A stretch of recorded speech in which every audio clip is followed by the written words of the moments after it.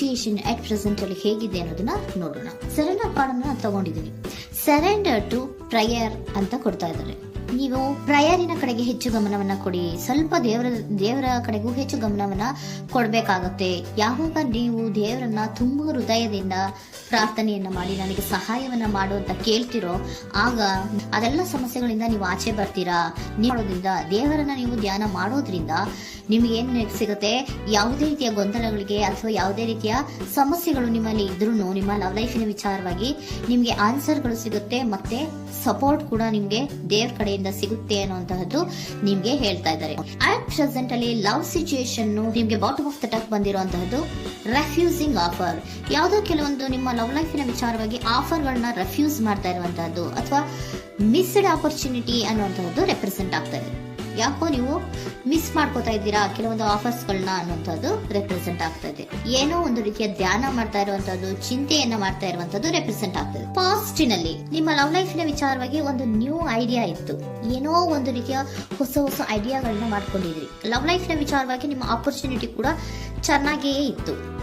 ಆದ್ರೆ ನಿಮ್ಮ ಲವ್ ಲೈಫಿನ ವಿಚಾರದಲ್ಲಿ ಕಿಂಗ್ ಆಫ್ ಸೋರ್ಸ್, ನೀವೇನನ್ನ ನಿಮ್ಮ ಲವ್ ಲೈಫಿನ ವಿಚಾರವಾಗಿ ಏನನ್ನ ಎಕ್ಸ್ಪೆಕ್ಟ್ ಮಾಡಿದೀರಾ ಪಾಸ್ಟಿನಲ್ಲಿ ಅಂದ್ರೆ, ಲವ್ ಲೈಫಿನಲ್ಲಿ ಒಂದು ಕ್ಲಿಯರ್ ಇರಬೇಕು, ಕ್ಲಾರಿಟಿ ಇರಬೇಕು, ಮತ್ತೆ ಯಾವುದೇ ವಿಚಾರ ಕೂಡ ನಿಮ್ಮ ಲವ್ ಲೈಫಿನ ವಿಚಾರದಲ್ಲಿ ಮುಚ್ಚುಮರೆ ಅನ್ನೋದು ಇರಬಾರ್ದು.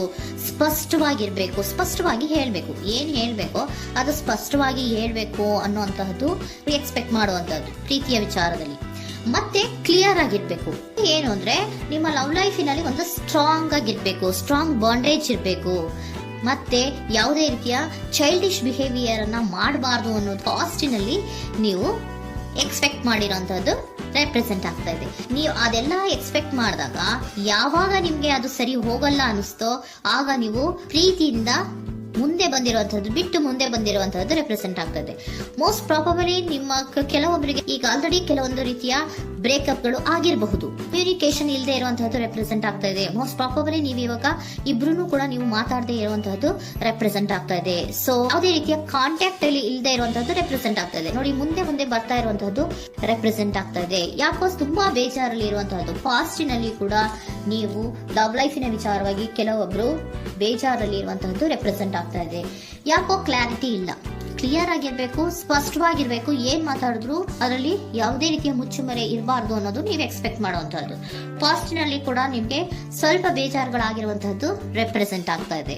ಅಟ್ ಪ್ರೆಸೆಂಟಿನಲ್ಲಿ moon card, 9 of swords, 6 of swords ಬಂದಿದೆ. ಮೂನ್ ಕಾರ್ಡ್ ಏನನ್ನ ರೆಪ್ರೆಸೆಂಟ್ ಮಾಡುತ್ತೆ? ಇಲ್ಯೂಷನ್ ಅನ್ನ ರೆಪ್ರೆಸೆಂಟ್ ಮಾಡುತ್ತೆ, ಕೆಲವೊಂದು ರೀತಿಯ ಭ್ರಮೆಗಳನ್ನ ರೆಪ್ರೆಸೆಂಟ್ ಮಾಡುತ್ತೆ, ಆತಂಕಗಳನ್ನ ರೆಪ್ರೆಸೆಂಟ್ ಮಾಡುತ್ತೆ. ಮತ್ತೆ ನಿಮ್ಮ ಲವ್ ಲೈಫ್ ನ ವಿಚಾರದಲ್ಲಿ ಯಾವುದೇ ರೀತಿಯ ಸ್ಥಿರವಾಗಿ ಇಲ್ಲ, ಯಾವುದು ಕರೆಕ್ಟ್ ಆಗಿ ಇಲ್ಲದೆ ಇರುವಂತಹದ್ದು ನಿಮ್ಗೆ ರೆಪ್ರೆಸೆಂಟ್ ಆಗ್ತಾ ಇದೆ. ನೆಕ್ಸ್ಟ್ ಕಾರ್ಡ್ ಏನ್ ಬಂದಿದೆ? ಸೆಕೆಂಡ್ ಕಾರ್ಡು 9 ಆಫ್ ಸೋರ್ಟ್ಸ್ ಬಂದಿದೆ. ಇದರಲ್ಲೂ ಕೂಡ ನಿಮ್ಗೆ ಆತಂಕ ಇತ್ತು, ಇದರಲ್ಲೂ ಕೂಡ ಆತಂಕ ಇದೆ, ಭಯ ಇದೆ, ಕರೆಕ್ಟ್ ಆಗಿ ನೀವು ನಿದ್ರೆ ಮಾಡ್ತಾ ಇಲ್ಲ, ಯೋಚನೆ ಮಾಡ್ತಾ ಇರುವಂತಹದ್ದು ಈ ಎರಡೂ ಕಾರ್ಡ್ಗಳಲ್ಲೂ ರೆಪ್ರೆಸೆಂಟ್ ಆಗ್ತದೆ. ಇದರಲ್ಲೂ ಆತಂಕಗಳಿದೆ, ಇದರಲ್ಲೂ ಆತಂಕ. ಅಟ್ ಪ್ರೆಸೆಂಟಿನಲ್ಲಿ ಕೆಲವೊಂದು ರೀತಿಯ ವಿಚಾರಗಳಲ್ಲಿ ಭಯವನ್ನ ಪಡ್ತಾ ಇರುವಂತಹದ್ದು ರೆಪ್ರೆಸೆಂಟ್ ಆಗ್ತಾ ಇದೆ.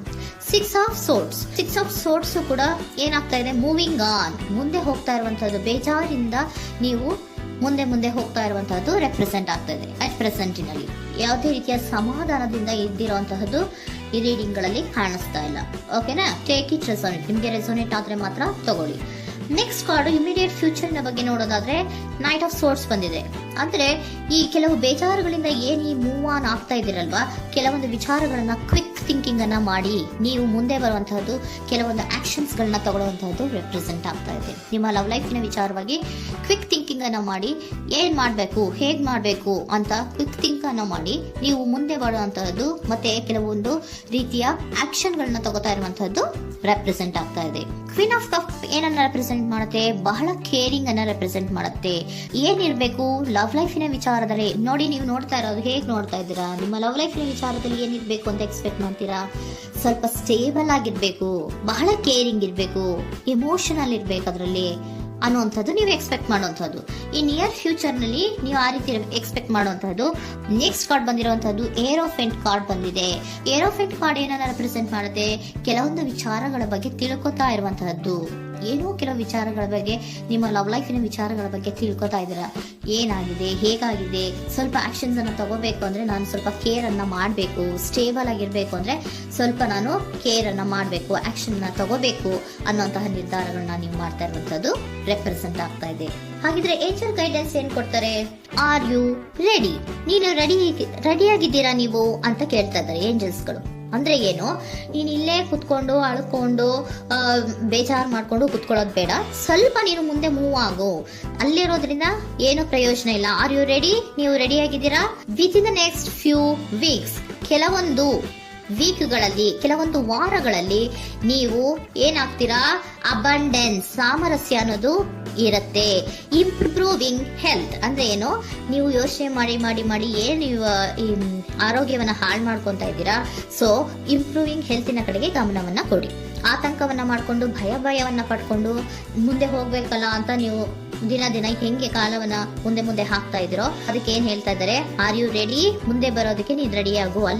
ನೀವ್ ಅಲ್ಲೇ ಕೂತಿರೋದ್ರಿಂದ ಯಾವುದೇ ರೀತಿಯ ಪ್ರಯೋಜನ ಇಲ್ಲ. ಸ್ವಲ್ಪ ನಿಮ್ಮ ಹೆಲ್ತಿನ ಕಡೆಗೆ ಗಮನವನ್ನ ಕೊಡಿ. ಸಮೃದ್ಧಿ ಅನ್ನೋದು ಬಂದೇ ಬರುತ್ತೆ, ಸಾಮರಸ್ಯ ಅನ್ನೋದು ಇದ್ದೇ ಇರುತ್ತೆ ಅನ್ನೋದು ಹೇಳ್ತಾ ಇದ್ದಾರೆ.